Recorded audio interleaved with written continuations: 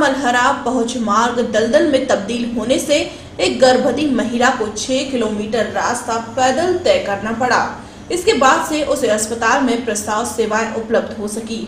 जनपद क्षेत्र की ग्राम पंचायत सरकना स्थित मजरा समरेठा पहुंच मार्ग की स्थिति बद से बदतर हो चुकी है।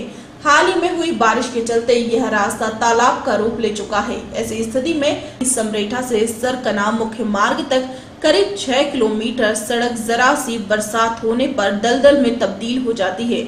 ऐसे में यहां से गुजरने वाले राहगीरों को काफी परेशानियों से होकर रास्ता तय करना पड़ता है।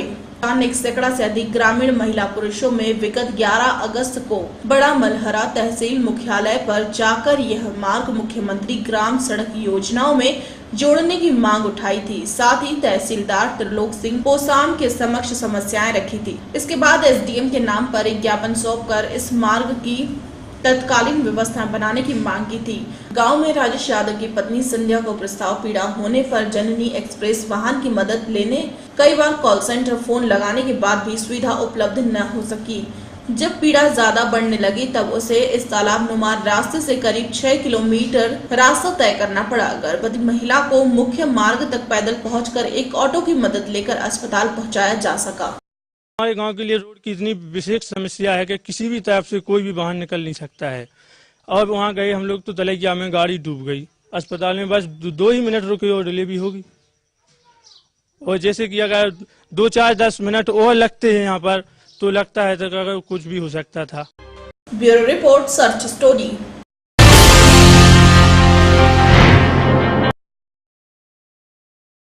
उड़ीसा के बाद मध्य प्रदेश में शर्मसार कर देने वाली घटना सामने आई है। प्रदेश में दमोह में बस में जा रही एक महिला की मौत हो गई तो बस वालों ने महिला के पति और उसके 5 दिन की बच्ची को बस से उतार दिया।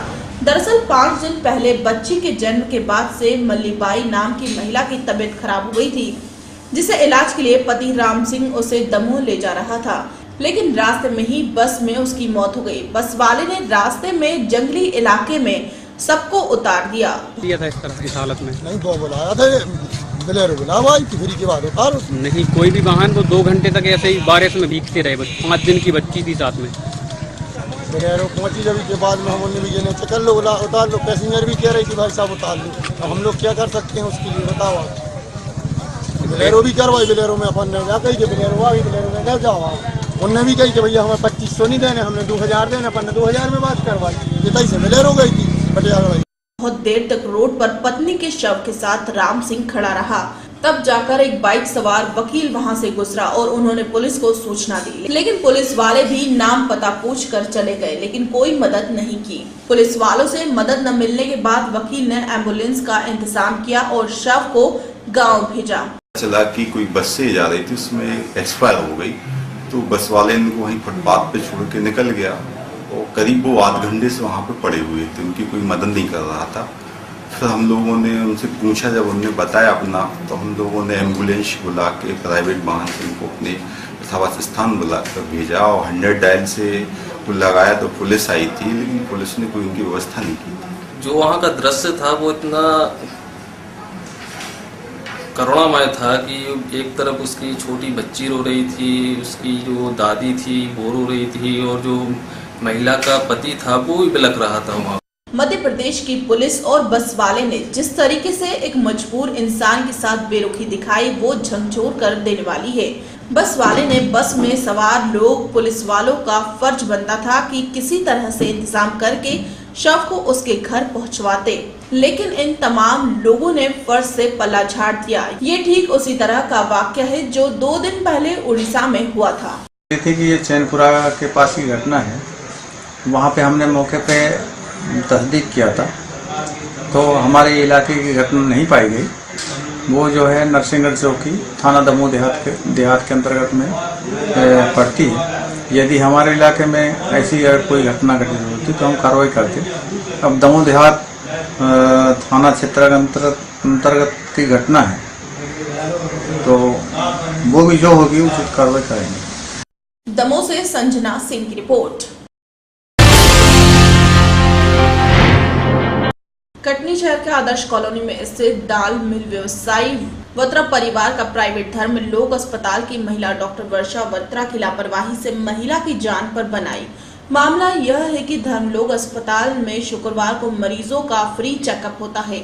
उसके बाद जो भी मरीज का इलाज होगा उसका पैसा लगेगा। अस्पताल के नजदीक नई बस्ती जयप्रकाश वार्ड निवासी पवन सोंधिया की पत्नी काजल सोंधिया का किसी कारणवश मिसकैरेज हो गया था, जिसके फ्री चेकअप के लिए महिला शुक्रवार 22 जुलाई 2016 को अस्पताल गई थी। चेकअप के बाद महिला का उपचार चालू किया गया और दवाई दी गई, परंतु 22 जुलाई से 9 अगस्त 2016 तक महिला को आराम नहीं लगा।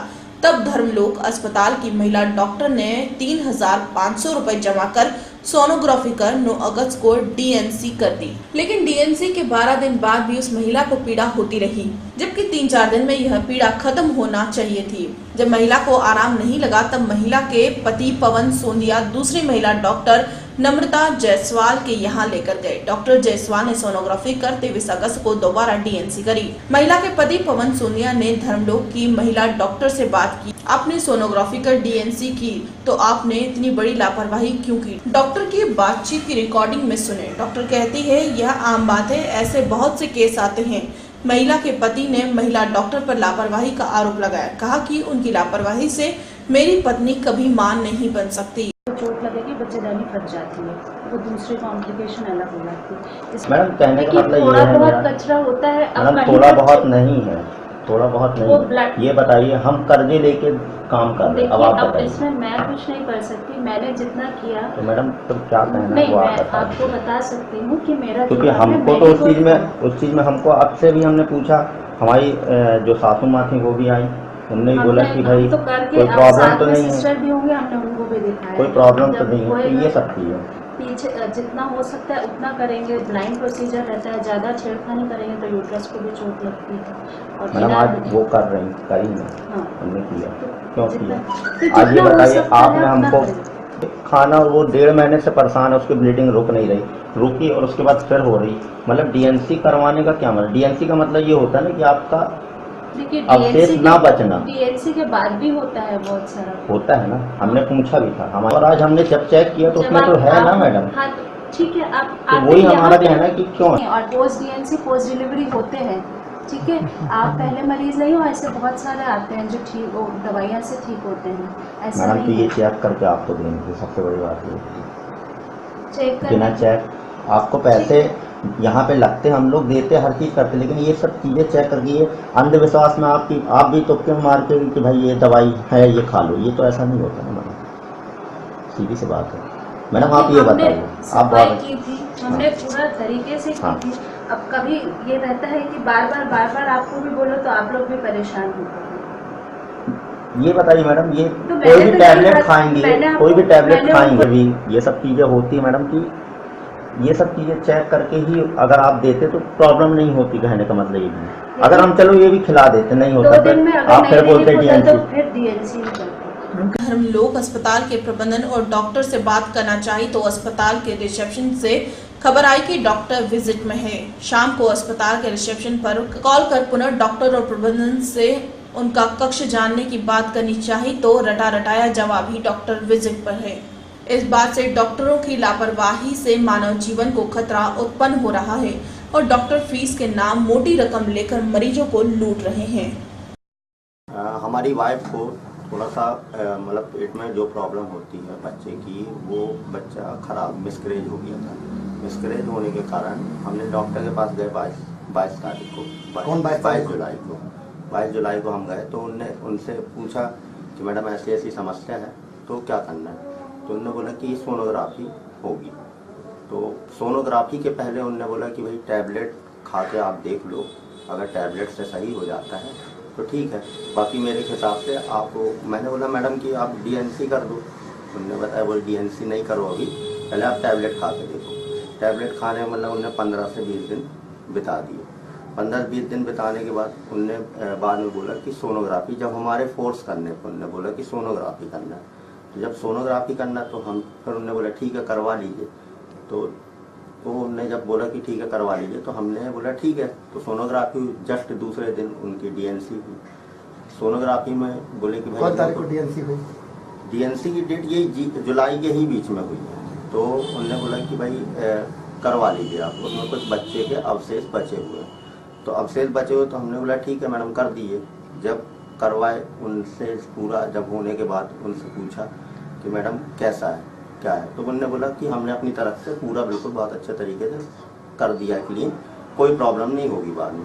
बाद में 2-4-5 दिन बाद बोले कि बीच में ब्लीडिंग होगी, तो हमने ठीक है एक्सेप्ट किया कि भाई ब्लीडिंग होगी। उसके बाद उनने फिर 2-4-5 दिन बाद ब्लीडिंग फिर वाइफ को चालू हो गई। जब वाइफ को फिर ब्लीडिंग चालू हो गई तो हम फिर उनके पास गए, तो उनने फिर हमको एक दिन इंजेक्शन दिया वाइफ को, कोई हैवी डोज का, तो उसको चक्कर रखकर भी प्रॉब्लम आई। फिर उनके पास गए, तब भी ब्लीडिंग नहीं बंद हुई। इंजेक्शन देने के बाद फिर गए, फिर उनको दिया तो उनने फिर टैबलेट दी।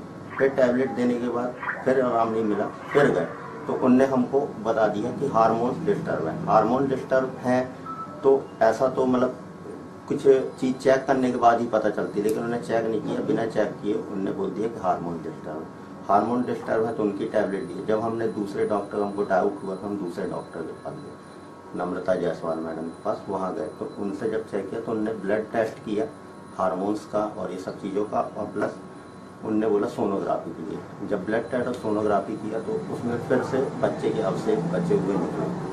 तो जब बचे हुए निकले तो हमको इस चीज़ की प्रॉब्लम की ऐसा, उनने डॉक्टर ने ही बोला कि ऐसा क्यों निकला जब उनने पूरा क्लीन किया। जब प्रॉब्लम ऐसी है तो फिर ब्लीडिंग क्यों बंद नहीं हुई, तो फिर उनने जब चेक किया तो निकला, तो उनने बोला फिर से DNC करनी पड़ेगी। तो अब बताइए कि अगर आपने हमको भरोसा दिलवाया था हर चीज़ का, तो ये कैसा गलत था। धर्मलोक हॉस्पिटल में आप कब से कब तक इलाज रखते हैं? धर्मलोक में हमने 22/7 से इलाज करवाया है, वही 22/8 तक। नम्रता जायसवाल के यहाँ? नम्रता जायसवाल के यहाँ जस्ट दूसरे-तीसरे दिन हमको डाउटफुल हुआ तो 23 तारीख, लगभग 23 या 24 तारीख हमने गई। कल आज 25 तारीख है, तो कल हमारी वाइफ की DNC हुई, मतलब 24 तारीख को। धर्मलोक वाले क्या बोले, आप गए थे उनके पास? हाँ, हम कल गए थे उनके पास। पहले तो हमने बहुत अच्छे तरीके से उनसे बात करी, हर चीज़ बोला, लेकिन अच्छे से बात करी, उनसे बताया अच्छे से। फिर उनने हमसे खुद गलत शब्दों में बात करके उन्होंने बोला कि भाई जो आपको करना है आप कर लीजिए, ऐसा तो कुछ है नहीं, और ऐसा मतलब उन्होंने बताया। तो क्या लगता है कि डॉक्टरों की लापरवाही थी? डॉक्टर की लापरवाही तो पॉसिबल है ना, परफेक्ट है कि डॉक्टर की लापरवाही हुई है। क्योंकि अगर हमको आप एक डॉक्टर अगर भरोसा दिलवा रहा है कि ये बेटा ऐसा कुछ नहीं है, हमने अपनी तरफ से हर चीज़ किया, तो फिर क्यों निकला इस चीज़ को। और हमारी आर्थिक मानसिक हम हर चीज़ से परेशान होकर हम अपनी वाइफ का 1 महीने से इलाज करवा रहे हैं, तो ये गलत है। आपकी मैसेज पर कोई जान पे खतरा तो नहीं आया इससे? जान पे खतरा सर देखिए, आप लोग भी जानते हैं जान के खतरा तो रहता ही है, लेकिन उसके साथ साथ अगर वो पूरी सारी ज़िंदगी अगर बच्चा ना हो उसके, तो फिर तो हमारे लाखों रुपए बर्बाद हो सकते हैं, और लाखों रुपए ऐसे नहीं आ जाते, मकान घर मकान सब बिक के। आपकी पत्नी का नाम क्या है? काजल सोंदी। आपका नाम? पवन सोंदी। मध्य प्रदेश कटनी से यश खरे की रिपोर्ट। उत्तर प्रदेश के मऊ जिले में एक बार फिर पुलिस की उदासीनता देखने को मिली, जहां 2 थानों के विवाद के चक्कर में एक लाश 4 घंटों से ट्रेन की पटरी पर पड़ी रही और आधा दर्जन ट्रेनें उसके ऊपर से गुजरती रही। पूरा मामला सराय लखनसी थाना क्षेत्र के बेलचोरा गांव के मानव रहित क्रॉसिंग का है और यहां पर इसी गांव के एक युवक अनिल कुमार, जिसकी उम्र 27 वर्ष है, जिसकी ट्रेन की चपेट में आने से मौत हो गई। इस घटना से मृतक का सिर दोनों पटरियों के बीच और धड़ पटरी के किनारे पड़ा रहा। इस घटना की जानकारी जब ग्रामीणों को हुई तो मौके पर पहुंचकर पुलिस को फोन किया, लेकिन 4 घंटे बीत जाने के बाद पुलिस घटनास्थल पर नहीं पहुंची और लगभग आधा दर्जन ट्रेनें उस लाश के ऊपर से गुजरती रही। आपको बता दें कि इन दोनों थानों के बीच विवाद है। घटनास्थल सराय लखनसी थाने में आता है, लेकिन सराय लखनसी थाना अध्यक्ष ने दक्षिण टोला थाने को हवाला दिया। इस घटना को मीडिया ने अपने कैमरे में कैद किया तो सराय लखनसी थाने के इंचार्ज ज्ञानेश्वर मिश्र ने अपने हमराइयों के साथ मौके पर पहुंचकर शव को कब्जे में लेकर पोस्टमार्टम के लिए भेज दिया।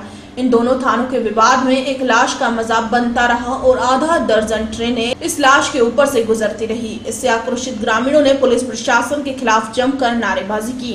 इस मामले में गांव के प्रधान ने कहा कि हमारे गांव का एक लड़का ट्रेन से कट गया, इसकी सूचना पुलिस को दी गई, लेकिन 2 थानों के विवाद में पुलिस उलझी हुई है और 4 घंटे बीत गए लेकिन पुलिस नहीं आई। इसी लाश के ऊपर से ट्रेनें गुजर रही हैं, बावजूद पुलिस उदासीन बनी हुई है। नहीं आई, 100 नंबर डायल किया, अब तक पुलिस जो है मौके पे आई नहीं। लगभग यहाँ से इस टैग पे 3-4 गाड़ियाँ भी गुजर चुकी हैं और अब तक कोई न पुलिस का पता है और न किसी और प्रशासनिक आदमी का पता है। यहाँ क्या हुआ क्या यहाँ पर? वहाँ है सर, यह हमारे एक ही गाँव, हमारे मोहल्ले का एक गाँव का लड़का एक है जो यहाँ ट्रेन से कट के मर गया है, जिसकी लाश आप लोग सामने है जी। मेरा बॉडी बगल में है, रेलवे ट्रैक के बगल में है, बीचों बीच उनका सर है जी। ट्रेन भी उसी के ऊपर से जा रही है। पुलिस क्या कह रही है? पुलिस कह रही है आ रहे हैं। क्या मामला लगता है? पुलिस कंफ्यूज है क्या? कंफ्यूज है लग रहा है। वो कह रहे हैं कि सरालखनसी में है, सरालखनसी वाले कह रहे हैं दक्षिण टोला। रियलिटी है किस में? ये रियलिटी तो ये दक्षिण सरालखनसी में पड़ेगा। उत्तर प्रदेश मऊ से आसिफ रिजवी की रिपोर्ट। शाहजहांपुर जिला अस्पताल में उस समय अफरा तफरी का माहौल बन गया जब एक युवक ने जिला अस्पताल परिसर में खुद को सपा का जनप्रतिनिधि बताकर हंगामा किया। युवक ने जिला अस्पताल कर्मचारियों और डॉक्टरों पर लापरवाही का आरोप लगाया। बल्कि यहाँ डॉक्टरी का पेशा है, सभी डॉक्टरों को चाहिए कि मरीज के साथ बहुत कायदे से पेश आए। ये पेशा है उनका, ये नहीं है कि मरीजों को भगा दो। जब ये बात हो गई तो यहाँ पे लोग कहने लगे कि हम एक काम बंद कर देंगे, स्ट्राइक पे बैठ जाएंगे। उत्तर प्रदेश सरकार इनको तनख्वाह इसलिए दे रही है कि यहाँ पर मरीजों के साथ बहुत शालीनता के साथ पेश आए और दवाई बांटे। मेरा मरीज वहाँ बैठा था, यहाँ से करीबन 1.5-2 यहाँ वो लेबर रूम में। तो मैंने ये कहा उनसे जो दवा बांट रहे थे कि हमने ये मॉडिसिम शीशी है लीवर की डाइजेशन वाली, तो उन्होंने कहा पर्चा लेके आओ। बगैर पर्चे बात नहीं। अभी हमारे सामने वहाँ पर किसी से 10 रुपए लिए जा रहे थे, किसी से 15 रुपए लिए जा रहे थे। बहुत से लोगों को ये अभद्रता का व्यवहार कर रहे थे। बल्कि यहाँ डॉक्टरी का पेशा है, सभी डॉक्टरों को चाहिए कि मरीज के साथ बहुत कायदे से पेश आए। इस पूरे प्रकरण पर मुख्य चिकित्सा अधीक्षक डॉक्टर केशव स्वामी ने बताया कि एक युवक जो खुद को जनप्रतिनिधि बता रहा था, उसने महिला स्टाफ के साथ अभद्र व्यवहार किया, जिस पर कर्मचारियों ने कार्य बहिष्कार किया। युवक ने मुख्य चिकित्सा अधीक्षक से भी अभद्र व्यवहार किया।